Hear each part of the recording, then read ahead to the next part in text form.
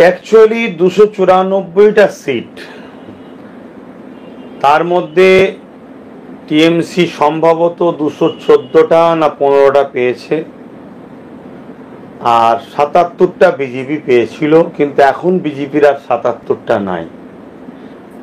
TMC অনেকটাকেই তাদের দলের মধ্যে নিয়ে নিয়েছে। রইল একটাই, সেটা হলো 294 এর মধ্যে বিজেপি টিএমসি বাদ দিয়ে একটাই বিধায়ক জিতে আছে, সেটা সংযুক্ত মোর্চা তথা আইএসএফ এর। বিজেপি টিএমসি তারা দুজনেই এক পথের পথিক।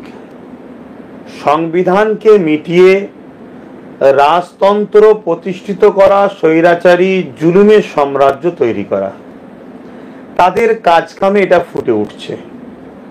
তারা মানুষের মৌলিক যে অধিকার সংবিধান দিয়েছে, শিক্ষা, স্বাস্থ্য, কর্মসংস্থান, বাসস্থান, না বিজেপি দিচ্ছে না রাজ্য সরকার দিচ্ছে। সেই জায়গায় এই দুই বন্ধু বা ভাই বোন, দাদা দিদি, এরা তো একই পথের পথিক।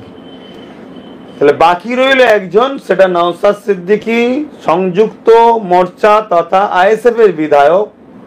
সে বিধানসভার ভেতরে বা বাইরে সর্ব জায়গায় সংবিধানের মৌলিক অধিকারের জন্য এবং মানুষ বা দেশবাসীর জন্য যেভাবে সে কণ্ঠ হয়ে উঠেছে, মানুষের কণ্ঠ, এটা শাসক বড় ভয় করছে।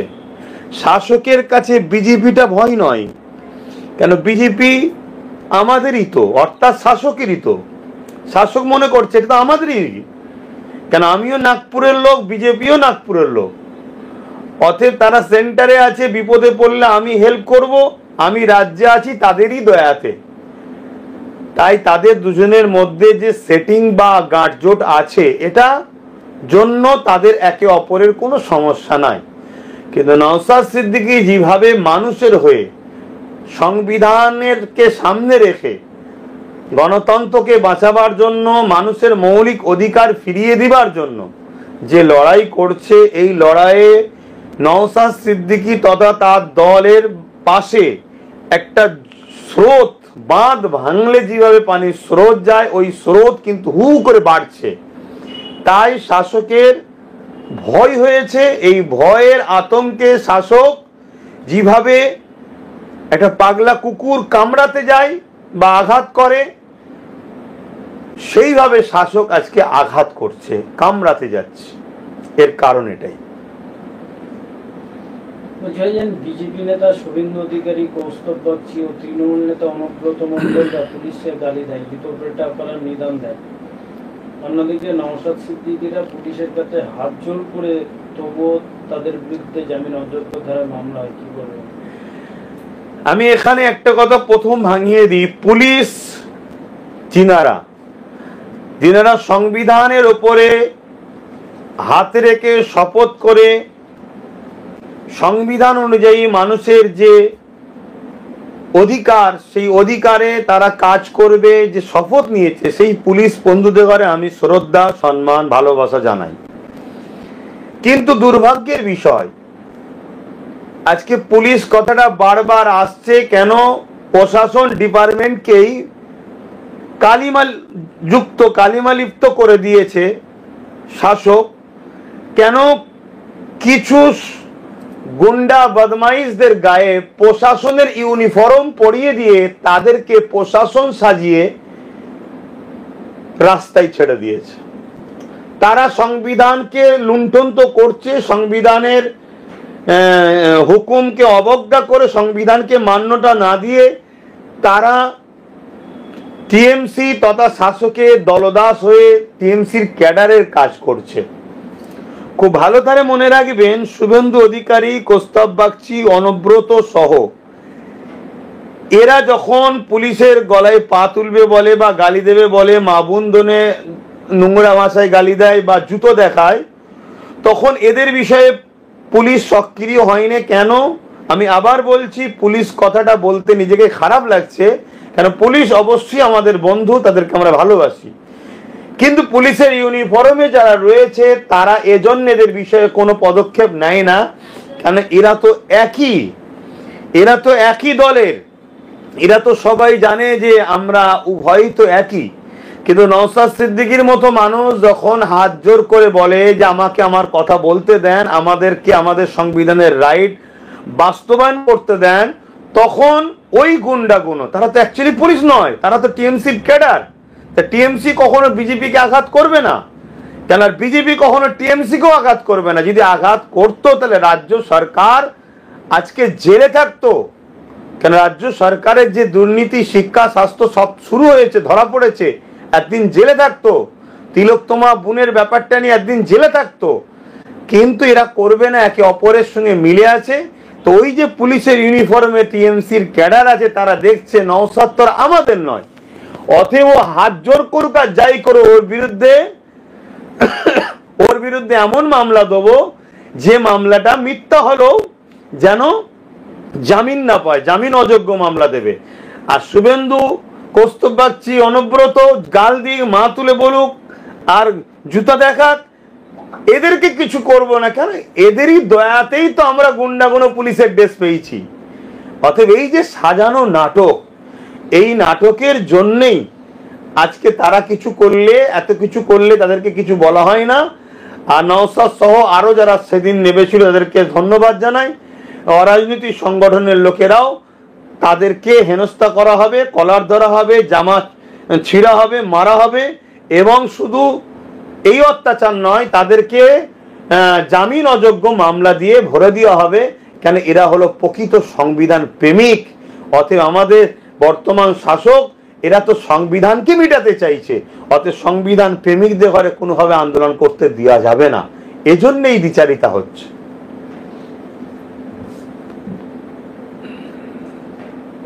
একজন প্রশ্ন করছে, এতদিন ভিন রাজ্যে বাঙালিদের করে অত্যাচার হতো, কয়েকদিন আগে খাস কলকাতায় কার্নামাইকেল হোস্টেলে বাঙালি ছাত্রদের উপর অবাঙালিদের অত্যাচার, কি বলবেন খাস কলকাতায়? দেখুন, বাঙালি অবাঙালিদের এই লড়াই আজকে নতুন নয়। আমরা জানি বাংলা ভাষাকেও মিটিয়ে দিবার পরিকল্পনা হয়েছিল 21শে ফেব্রুয়ারি। সেই যে বাংলা ভাষার জন্য যে আমরা দিন উদযাপন করে আসছি দীর্ঘদিন ধরে, সে বিষয়ে আমাদের সবার জানা আছে। কিন্তু দুঃখের বিষয়, আজকে আমরা যদি খুব খেয়াল করে দেখি, এই বাংলা ভাষাকে মিটিয়ে দিবার বা বাঙালিদের ওপরে যে রাগ, এটা অনেক পুরাতন। কিন্তু নতুন করে এই বাঙালি বা বাংলাকে ভাষাকে নিয়ে যে রাজনীতি চলছে, এই রাজনীতির সূচনাটা শুরু হয়েছে কিন্তু আমার বাংলা থেকেই। আমরা যদি একটু পিছিয়ে যাই তাহলে আমরা দেখতে পাবো এই বাংলাতে একটা বাংলা পক্ষ বলে কোনো সংগঠন আছে, যেটা টিএমসি সরকারের অর্থে পরিচালিত।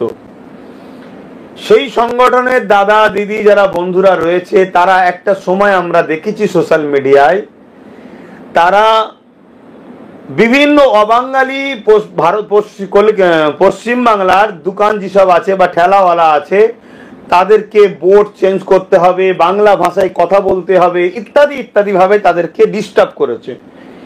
এই হাওয়াটা মূলত একটা তৈরি করা হয়েছে, যাতে করে এই হাওয়া ভিন রাজ্যে যায়, অবাঙালিরা আবার বাঙালিদের উপর জুলুম করে।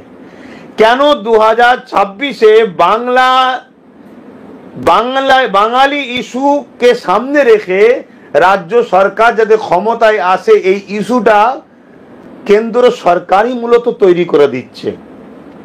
দ্বিতীয় নম্বর আরেকটা কথা বলবো, আমাকে যারা ভালোবাসেন খুব ঠান্ডা মাথায় চিন্তা করে দেখবেন, আর যারা আমাকে অপছন্দও করেন তাদেরকেও বলবো ঠান্ডা মাথায় একটু মাথায় চিন্তা করে দেখবেন, রাজ্য সরকার সে কি সত্যি বাঙালি দরদি? ভিন রাজ্যে বাঙালিদের ঘরে মারছে, যেখানে বিজেপি শাসিত সরকার মারছে। বিজেপি শাসিত সরকার, বিজেপি কার ইশারায় চলছে? নাগপুরের ইশারায়। রাজ্য সরকার কার ইশারায় চলছে? নাগপুরের ইশারায়।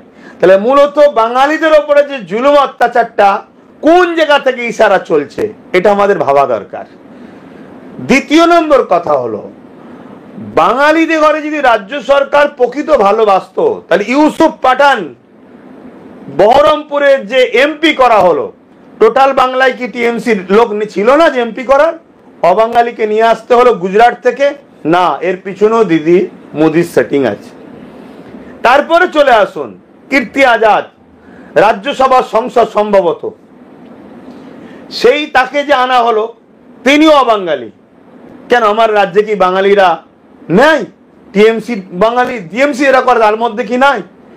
তারপরে দেখুন সত্যকান্ত সিনহা, নামে কিছু মিস্টেক হলে মাফ করবেন, এদের নাম অত ভালোভাবে আমি জানি না, তো তাকেও শেখে অবাঙালি। অতএব কলিকাতার বুকে বাঙালি ছাত্র যে হেনস্থা হয়েছে, এক মুসলিম সে, দ্বিতীয় নম্বর সে আবার বাঙালি, তাকে হেনস্থা করছে কি অবাঙালি। যদি টিএমসি সরকার সত্যি বাঙালি দরদি হয়, তাহলে সেই টিএমসির কাউন্সিলর, যে আমাদের কি টিএমসির কাউন্সিলর শুনছি, তাকে অবিলম্বে অ্যারেস্ট করে তার উপযুক্ত শাস্তি ব্যবস্থা করছে না কেন? এবং তাকে দল থেকে সারা জীবনের জন্য সাসপেন্ড করে দিচ্ছে না কেন? এটা শুধুমাত্র বাঙালিদের মন লিবার জন্য দিদি বাঙালি বাঙালি করে আন্দোলনে নেমেছে মমতা ব্যানার্জি। কিন্তু মূলত বিজেপি বলো আর টিএমসি বলো, এরা উভয়ই চলে নাগপুরের ইশারায়। তো সেই নাগপুরের ইশারায় চলা দলেরা বাঙালিদের ঘরে কখনো সাপোর্ট করতে পারবে না। তাই ভিন্ন রাজ্যেও বাঙালিরা জুলুম হচ্ছে, আমার রাজ্যেও বাঙালি জুলুম হচ্ছে, জুলুমের শিকার হচ্ছে।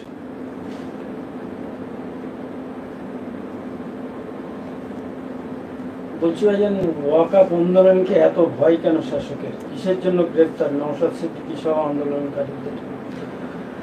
দেখুন, ওয়াকাফ কালা কানুনটা তৈরি করেছে কে? কেন্দ্র সরকার। কেন্দ্র সরকারটা কে? বিজেপি। আর টিএমসিটা কে? 1998 অটল বিহারী বাজপেয়ীর হাত ধরে এবং বিজেপির ফান্ডে এই রাজ্যে বা টিএমসি সরকার বা টিএমসি দলটা গঠন হয়। টিএমসি লোকেরাই বলছে, টিএমসির বড় বড় নেতাদের কথা এটা, এবং এটা সত্য। তাহলে কেন্দ্র সরকার কোনো আইন করবে, সেই আইনটা নাগপুরের ইশারাতেই করবে তো। আর নাগপুরকে খুশি মমতা ব্যানার্জি না করলে, টিএমসি সরকার না করলে, তাহলে বাংলায় থাকতে পারবে না। তাই এর পিছনে কয়েকটা কারণ আছে। প্রথম কারণ হচ্ছে বিজেপি যেটা আইন পাস করবে সেটা লোক দেখানো কোনো রকম আন্দোলন করতে হবে, মূলত পিছন থেকে সেটাকে সাপোর্ট করতে হবে। কিন্তু ওয়াকাফের ব্যাপারে এত রেগে যাওয়ার কারণ হলো দুটো আমি মনে করি। একটা হলো ওয়াকাফটা মুসলিমদের ধর্মীয় একটা অ্যাসেট বা ধর্মের একটা বিষয়, আর কেন্দ্র সরকার যেমন ইসলামের বিরুদ্ধে, রাজ্য সরকার মমতা চরম ইসলামের বিরুদ্ধে। তাই এই ক্ষোভটা, ইসলাম বিদ্বেষী ক্ষোভটা তার বহির প্রকাশ হচ্ছে। দ্বিতীয় আরেকটা কারণ হলো কেন্দ্র সরকার যে ওয়াকাফ কালা কানুন তৈরি করেছে, তার মধ্যে একটা আইন করেছে 12 বছর কেউ যদি ওয়াকাফকে দখল করে রাখে, সেই ওয়াকাফকে আর কখনো ফিরিয়ে নিতে ওয়াকাফ বোর্ড পারবে না। রাজ্য সরকার দেখছে আমি তো অলরেডি 75,000 বিঘে কম বেশি জায়গা দখল করে রেখেছি, তাহলে সেই জায়গায় আমি যদি এই আইনটাকে বাস্তবে হয়, তাহলে আমারই তো 14 বছর কম বেশি দখল করা আছে, আমার আমলা চামলাটা দখল করে রেখেছে, তাহলে 75,000 বিঘে মুসলমানদের ধর্মীয় সম্পদ আমার অ্যাসেট হয়ে যাবে। এজন্য একটা চরম বিরোধী করার কারণ। আর নওশাদ সিদ্দিকী বা তার সঙ্গী সাথী যারা ছিল তাদের উপরে রাগ হওয়ার কারণ হচ্ছে এটাই, ওয়াকাফ আন্দোলন কেউ করুক এটা শাসক চাইছে না। কেন ওয়াকাফ আন্দোলন করলেই সেন্টার থেকে বলবে তুমি রুখছো না কেন, তুমি যদি না রোখো তাহলে ইডি সিবিআই পাঠিয়ে আবার তোমাকে হেনস্থা করবো, আর করবো, এটা করবো, সেটা করবো। তাই দিদি মনে করে যে কোনোভাবে ওয়াকাফ আন্দোলন আমার রাজ্যে হতে দেওয়া যাবে না। নয় বলুন বিজেপির বিরুদ্ধে আন্দোলন, তো এর রাগ এত হবে কেন? মানে কতটা সেটিং আমরা দেখেছি। যোগীর রাজ্যে ওয়াকাফ আন্দোলন যারা করেছে তাদেরকে মেরেছে, মিথ্যা কেস দিয়ে জেলে পড়েছে। আমরা সেম জিনিস দেখছি টিএমসির শাসিত রাজ্য, সেখানে ওয়াকাফ আন্দোলন, ভাঙড়ের মানুষ কয়েক হাজার মানুষের নামে মিথ্যা কেস, আরো অনেক জায়গায়।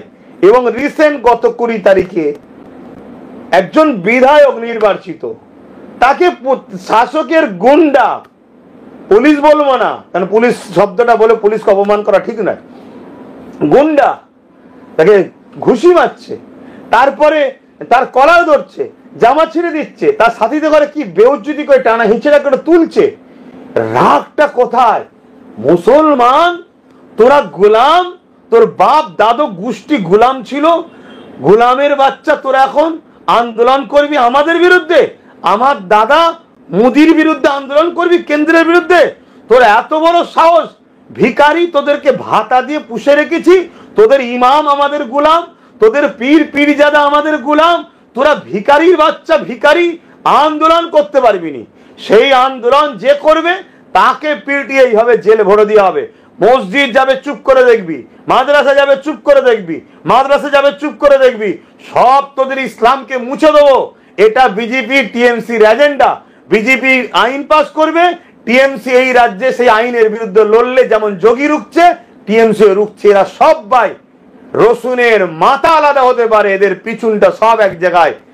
ইসলামকে মিটাও। পাশাপাশি মনে রাখবেন, এই ওয়াকাফ কালা কানুন এটা সংবিধান বিরোধী একটা আইন। অতএব এই আইনের পক্ষে যারা দাঁড়াবে তারা সংবিধান বিরোধী।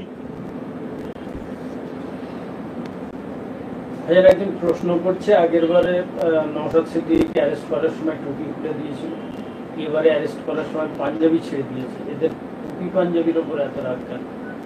এটা তো মুসলিম বিদ্বেষী, তো সহজ ব্যাপার।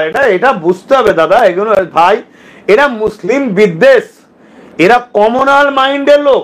শোনেন, হিন্দু, মুসলিম, শিখ, পাঞ্জাবি, দলিত, আদিবাসী, আমাদের যে ভাইচারা ছিল, আছে, থাকবে। আমি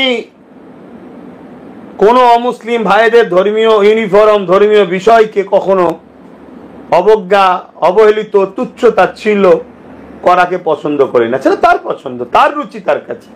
কিন্তু যাদের মনটা নোংরা, ধর্মের উপরে বিদ্বেষ আছে, তারা এই ধরনের মাইন্ড করবে। অতএব এটা কমন ব্যাপার। এরা ইসলাম বিদ্বেষী, কিন্তু দুর্ভাগ্যের বিষয় এদের হাতের গোলাম। এরা খরিদ করেছে আমাদের কিছু ধর্মের, মানে মাথায় যারা বসে আছে অনেককে খরিদ করে রেখেছে। আপনি কি মনে করেন ওয়াকাফ আন্দোলনটা পার্টিকুলার কোন রাজনৈতিক দলের, না জাতি ধর্ম বর্ণ নির্বিশেষে সকল মানুষের আন্দোলন? আমি মনে করি ওয়াকাফ ইস্যুটা এত বড় ইস্যু, এই ইস্যুটার কয়েকটা সাইড আছে। সর্বপ্রথম সাইড হচ্ছে ওয়াকাফ আন্দোলনটা সংবিধান বাঁচাবার আন্দোলন। সংবিধানের আর্টিকেল সর্বধর্মের মানুষকে তার ধর্মীয় সম্পদ এবং ধর্মীয় অধিকার নিজ নিজ দায়িত্বে বহন করা, দেখভাল করার রাইট দিয়েছে। সেখানে রাষ্ট্র বা সরকার হস্তক্ষেপ করার অধিকার নাই। অতএব সরকার বা রাষ্ট্র যদি অধিকার করে, তার মানে সংবিধানের ওই আর্টিকেলকে সে ধ্বংস করতে চলেছে। তাহলে একদিকে এই আইনটা যদি মানে হয়ে গেছে, সেটি লাগু করতে পারে, এখনো সুপ্রিম কোর্টে স্থগিত আছে, তাহলে সংবিধানকে সে শেষ করলো, সংবিধানটা আর্টিকেলের বিরোধী হলো।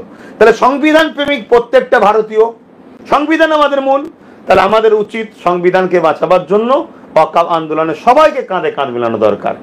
দ্বিতীয় নম্বর, ওয়াকাফ হচ্ছে আমার দেশের একটা বড় জনজাতি মুসলিম সমাজের ধর্মীয় একটা সম্পদ, যেটা দেশেরই মধ্যে আছে। তাহলে বাকি যেসব ধর্মের ভাইরা রয়েছে, আমরা সবাই তো ভাই ভাই। তাহলে আমার একটা ভাই বিপদে পড়বে, বাকি ভাইরা চুপ থাকবে, এটাও যেন একটা কেমন ভাইচারার দিক দিয়ে, মানবতার দিক দিয়ে তাই বাধা দিচ্ছে। তাই সবার উচিত এই জায়গায় ঐক্যবদ্ধ হয়ে আন্দোলন করা দরকার।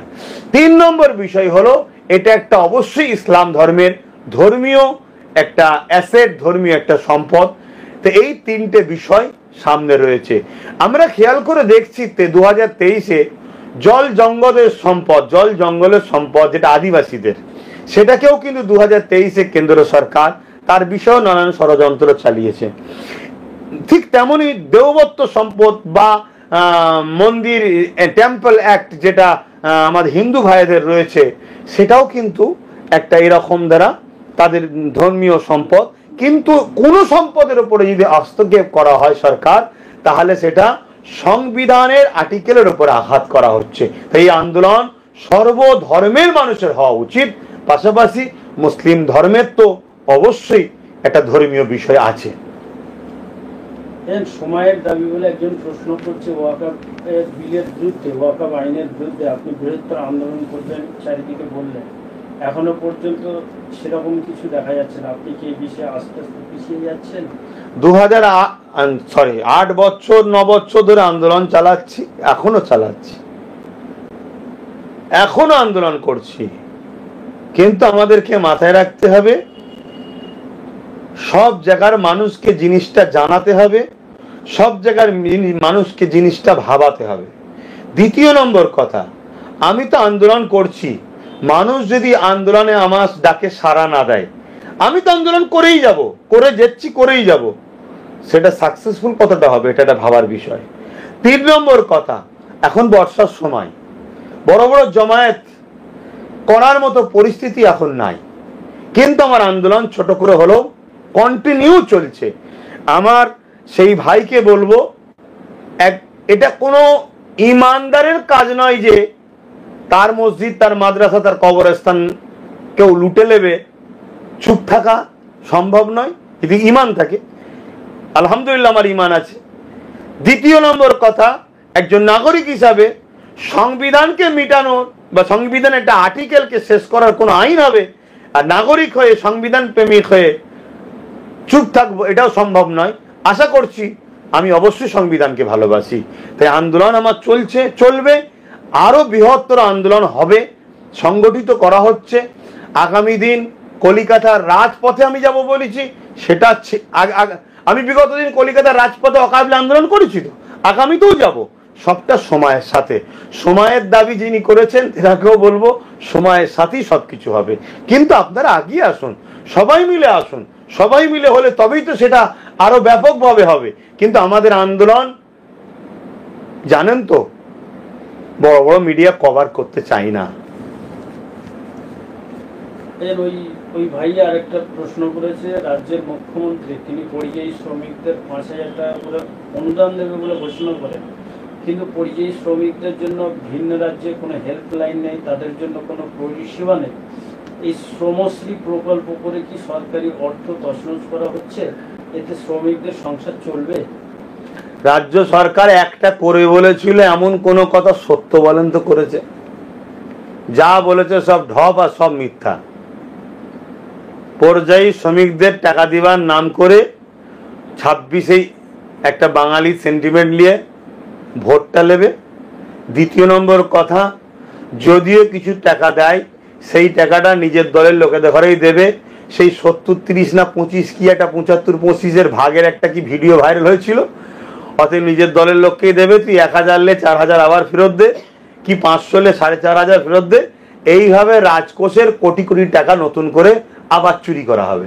এটা একটা পরিকল্পনা, এটা ভোট লুটা বা বাঙালিদের সিম্পেথি লিবার বা বাঙালিদের বোকা বানাবার বা ভিন রাজ্যে যারা রয়েছে সেই সকল পর্যায়ে শ্রমিকদের ঘরে সামনে রেখে একটা মোটা অঙ্কের রাজকোষের টাকাকে ঘাবলা করার পরিকল্পনা। সালমান বলে একজন প্রশ্ন করছে, পশ্চিমবঙ্গ বিধানসভায় 40-এর উপরে মুসলিম বিধায়ক আছে, তারা মুসলিম সহ পশ্চিমবঙ্গের যে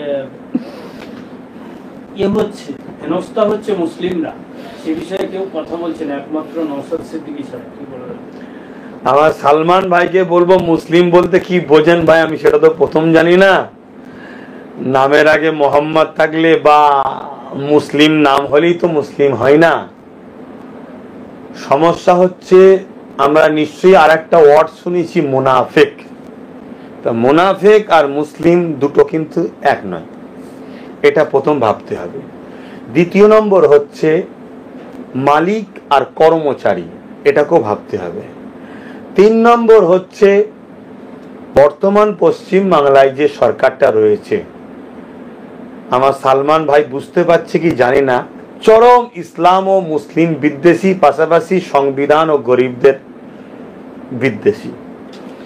অতএব 40 কেন 400 জনও যদি এরকম মুসলিম থাকে, আমি জানি অত সিট নাই, বোঝাবার জন্য বলছি, তারপরও এদের দ্বারা কোনো ভালো আশা করে লাভ নাই। আমরা মুসলিম মুসলিম মুসলিম মুসলিম করে লাভ নাই। আমাদেরকে দেখতে হবে ন্যায়পরায়ণ, সত্যবাদী, মানবতা প্রেমিক, সংবিধান প্রেমিক, সে যদি হিন্দু হয়, অমুসলিম হয়, তাকে যদি নেতা বানাও তাও সমাজের কাজ হবে। আর সে যদি মুসলিম হয়, মানবতা প্রেমিক, ন্যায়পরায়ণ প্রেমিক এবং সংবিধান প্রেমিক যদি না হয়, ওই 1000 মুসলিম নেতা বেনিয়েও কোনো লাভ নাই। অতএব আমাদেরকে দেখতে হবে ন্যায়পরায়ণ নাকি, মানবতা প্রেমিক নাকি, সত্যবাদী সংবিধান প্রেমিক নাকি, এবং সে কারো দলের কর্মচারী নয় তো, যে আমার বললে আমি টিকিট পাবো না, পরে আমার আলো চলে যাবে, গাড়ি চলে যাবে, এই লোভ লালসাই সে আতঙ্কে নাই তো। আর নিশ্চয়ই জানেন টিএমসি দলে একটা কথা আছে বা সমাজে বক্তব্য আছে, কি একটাই পোস্ট, বাকি সব ল্যাম্প পোস্ট। মমতা যখন মুসলিম বিদ্বেষী, তার দলের এমএলএ হয়ে মুসলিমদের পক্ষে বা গরিবের পক্ষে, অসহায়ের পক্ষে কথা বলবেন এ আশা করা যায় না। আর নওশাদ সিদ্দিকী যদি শুধু মুসলমানের হয়ে কথা বলে, ওর রাজনীতি করা বন্ধ সর্বপ্রথম আমি করে দেবো। রাজনীতি করতে গেছে, রাজনীতি করবে, রাজনীতি দুটো বিষয় হবে, দেশ ও দেশবাসীর জন্য। সে হিন্দু হোক, খ্রিস্টান হোক, আদিবাসী হোক, সাঁওতাল হোক, বাগদি হোক, দুলে হোক, মুচি হোক, আমি কত ধর্ম আছে, ফুটপাতে পড়ে থাকা ভিখারি হয়েও নওশাদকে কথা বলতে হবে। রাজনীতি এরকম হতে হবে, নাই নওশাদেরও রাজনীতি করার অধিকার নেই, সংবিধান রাইট দেয় না, আমার ধর্মও দেয়নি। বড় ভাই হিসাবে ওর বিরুদ্ধে আমি দাঁড়াবো, রাজনীতি করতে দেবো না। ও মুসলমানদের নেতা নাকি নওশাদ? মুসলমানদের নেতা হতে রাজনীতি করতে গেছে না, ধর্মনীতি করবে, ধর্মগুরু হবে, বাবা হুজুর সেজে আমাদের ধর্মে যেটা পীর সাহেব বলে, মৌলানা বলে, হজরত বলে, আমির হবে, এই হবে। রাজনীতির নেতা হওয়া উচিত মানুষের জন্য, দেশের জন্য। আশা করছি, আমি গর্বিত নওশাদের কাজকাম দেখে। ভাই হিসাবে শুধু বলছি না, ও যে সর্বধর্মের মানুষের হয়ে সব বিষয়ে কথা বলছে। জানি একটা এমএলএ, ওর পাশে যদি আরো কমসে কম একটা গোটা 30-40 লোক যদি থাকতো, তার জন্য আরো সুবিধা হতো। যাক, দেখা যাক মানুষ কি করে। 200 বছর ব্রিটিশ শাসনে ভারতীয়রা যে শহীদ হয়েছে, স্বাধীনতার 79 বছরে রাজনৈতিক ধর্মীয় হিংসার কারণে ভারতীয়রা পুনঃ ব্রিটিশ শাসনকে ছাপিয়ে যাচ্ছে, কি বলবেন? এটা খুব, ভাই কে প্রশ্ন করেছে জানি না, এটা খুব ক্রিটিক্যাল প্রশ্ন, খুব জটিল প্রশ্ন। এই প্রশ্নের উত্তর দিতে গেলে অনেকটা সময় লেগে যাবে, অনেক বুঝার ব্যাপার আছে। ব্রিটিশরা যে রাজত্ব করেছিল, তাদের ছিল রাজা আর প্রজা। সেই রাজা প্রজার হাত থেকে দেশের মহামানবরা, মহানায়করা লড়াই করে, জীবন দিয়ে, রক্ত দিয়ে, ত্যাগ স্বীকার করে সেই রাজপ্রথাকে ধ্বংস করে দেশকে ব্রিটিশদের কালো থাবা অর্থাৎ দেশবাসীকে মুক্ত করেছে। ডক্টর বাবা সাহেব আম্বেদকর তিনি ভারতবর্ষ যাতে কিভাবে চলবে সবার পরামর্শ সবাইকে সাথে নিয়ে একটা সংবিধান রচিত করেছেন। সেখানে কি তৈরি হলো? রাষ্ট্র আর জনগণ বা রাষ্ট্র বা নাগরিক, এখানে রাজা আর প্রজা নয়, রাষ্ট্র নাগরিক। নাগরিক তার দেখভালের জন্য কাউকে দায়িত্ব দেবে, 5 বছরের জন্য প্রধানমন্ত্রী হবে, মুখ্যমন্ত্রী হবে, প্রধান হবে, বিভিন্ন পদে নাগরিকের হাতে পাওয়ার। সে 5 বছরের জন্য দায়িত্ব দিচ্ছে যে আমাদের শিক্ষা, স্বাস্থ্য, কর্মসংস্থান তুমি দেখাশোনা করবে। কিন্তু দুর্ভাগ্যের বিষয়, সংবিধানকে তাকে তুলে রেখে দিয়ে যেই ক্ষমতায় বসে যায়, সঙ্গে সঙ্গে রাজ পাওয়ারের ক্ষমতা দিয়ে রাষ্ট্র আর জনগণ পোতাকে তুলে দিয়ে সেই রাজা আর প্রজা সিস্টেম চালাতে সেই ব্রিটিশদের মতো আজও চলছে। এজন্যে এত হত্যা, এত খুন, এত জুলুম। আর ব্রিটিশ ছিল বাইরে থেকে আসা, তাই আমরা সবাই ভারতীয় ঐক্যবদ্ধ হয়ে তাদের বিরুদ্ধে লড়াই করেছিলাম।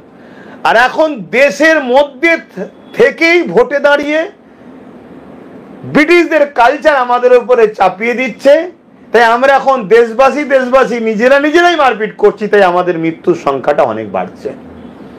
এছাড়া এটা আরো বিস্তারিত বলা দরকার, আমার মনে হয় না এই উত্তরটা আমি ঠিকভাবে দিতে পুরোপুরি পারলাম, কারণ এটা খুব জটিল প্রশ্ন। ভাই যিনি করেছেন হয়তো আপনার মনোপুত হলো কি আমি জানি না, তবে এটা আরো বিস্তারিত বলা দরকার।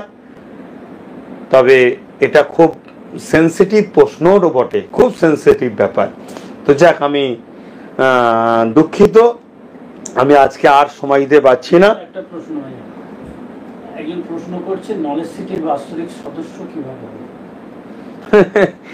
যাক, ভালো লাগলো কেউ একজন নলেজ সিটির খোঁজ নিয়েছে।